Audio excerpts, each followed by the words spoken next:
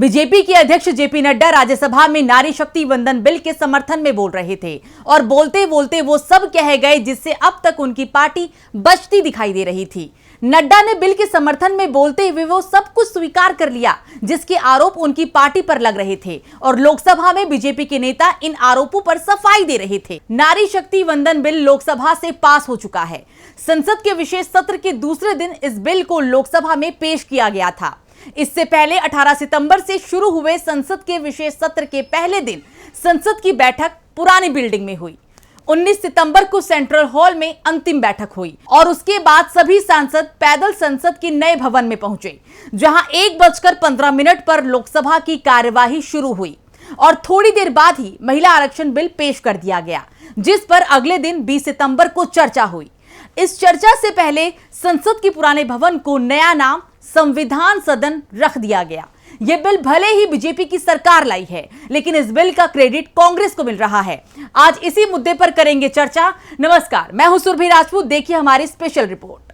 लोकसभा में जब नारी शक्ति वंदन बिल पेश किया गया तो इसका सभी ने समर्थन किया, आपत्ति भी जताई गई और यह आपत्ति वंचित समाज के लिए थी, जिनके लिए इस बिल में कुछ भी नहीं था। हर दल की ओर से ये आवाज उठी, यहां तक कि बीजेपी के सहयोगियों ने भी कहा कि बिल में ओबीसी वर्ग की महिलाओं के लिए आरक्षण का प्रावधान होना चाहिए, लेकिन मोदी सरकार जो बिल लेकर आई है उसमें ओबीसी वर्ग की महिलाओं के लिए कुछ भी नहीं है, लेकिन भविष्य में होगा।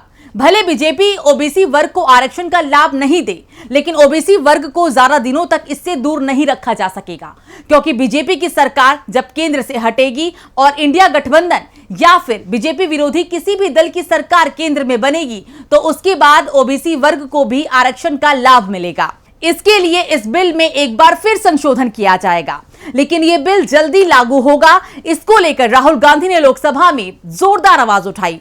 तो क्या कहा था राहुल गांधी ने लोकसभा में, आइए देखते हैं। तो सवाल उठता है कि इस देश में कितने ओबीसी हैं, कितने दलित हैं, कितने आदिवासी हैं, और उस सवाल का जवाब सिर्फ कास्ट सेंसस से मिल सकता है।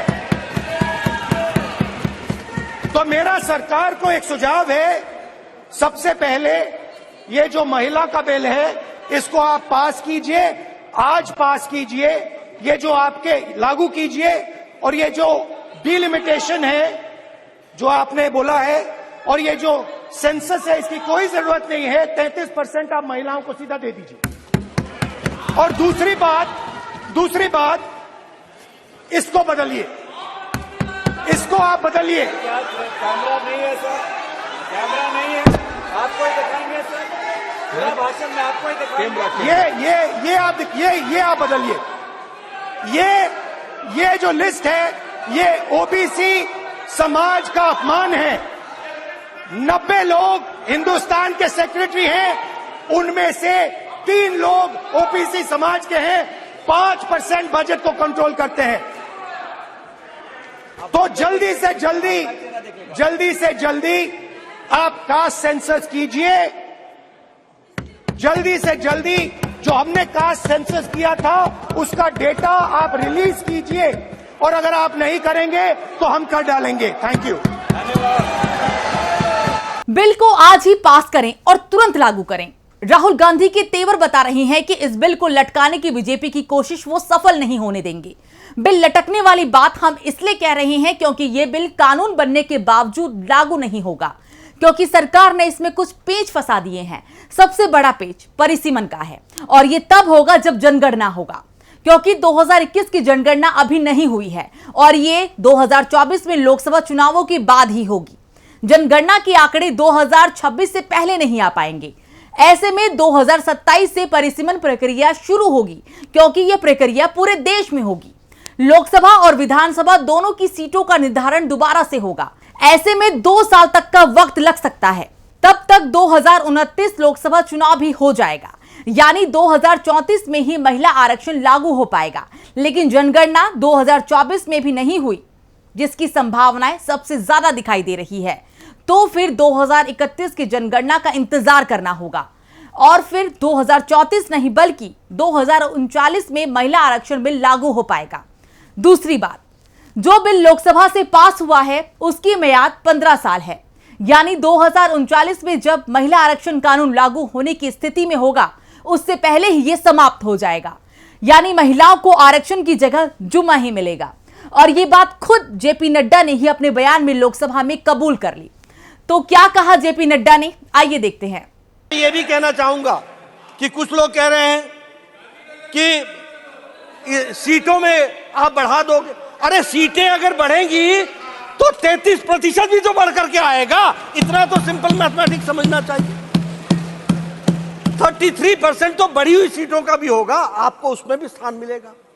इसलिए नियम कानून से हम ये मानते हैं कि आज अगर आप बिल पास करते हो तो 2029 में महिला आरक्षित महिलाएं हमारी एमपी बन करके आ जाएंगी, ये बात पक्की है।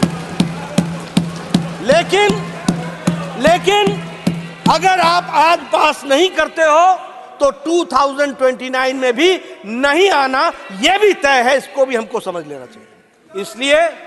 इसलिए मैं आप अपनी बात कहिएगा। मैं इसलिए if this is the way and if this is the only way and if this is the shortest way, this is the way जिस रास्ते से हमको जाने की आवश्यकता है।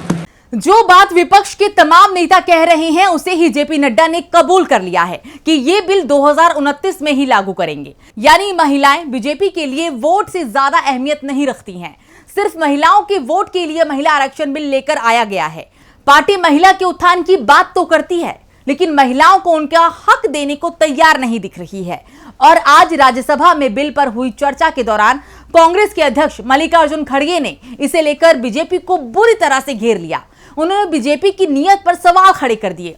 तो क्या कहा खड़गे ने, आइए देखते हैं। इसका अमेंडमेंट करने का कोई दिक्कत नहीं है। ये आप अब करने का तो ये 31 को डाल रहे हैं। इसका मकसद क्या है कि बिल ऐसा ही चले। नहीं, आप ही ने कहा 29 के बाद ये सब 29 को नहीं, मैं सर जब पंचायत में रिजर्वेशन के लिए होता है, जिला पंचायत का होता है, तो ये वुमन रिजर्वेशन का क्यों नहीं होता? आज करो। और मैं एक कबीर का दुआ सुनाता हूँ, कल करने का आज करो, आज करने का अब करो, और फिर तो पल में प्रलय होगा तो फिर करेंगे कब? पल में प्रलय होगा तो फिर करेंगे कब? मिस्टर नड्डा, तो इसीलिए आप आज कीजिए, वी आर रेडी। वो इलीगल नहीं होता, जुडिशरी नहीं होता, कुछ नहीं। तो जाहिर तौर पर साफ है कि बीजेपी इस बिल को टालने की कोशिश कर रही है। महिला आरक्षण को लेकर कानून तो बन जाएगा, लेकिन इसे बीजेपी की सरकार लागू नहीं होने देगी। लेकिन यह भी साफ है कि बीजेपी इसे रोक भी नहीं पाएगी, क्योंकि मोदी सरकार 2024 तक ही है। 2024 में लोकसभा चुनाव होना है, और यह तो साफ है कि मोदी सरकार के रहते 2024 में भी यह बिल लागू नहीं हो रहा है। लेकिन बीजेपी को 2024 में हार मिली तो कांग्रेस के नेतृत्व में यह बिल तुरंत लागू कर दिया जाएगा। यह तो तय माना जा रहा है। यह वीडियो आपको हमारी कैसे लगी, कमेंट सेक्शन में जरूर बताइएगा। चैनल को सब्सक्राइब करना मत भूलिएगा। वीडियो पसंद आए तो लाइक शेयर जरूर करिएगा। नमस्कार।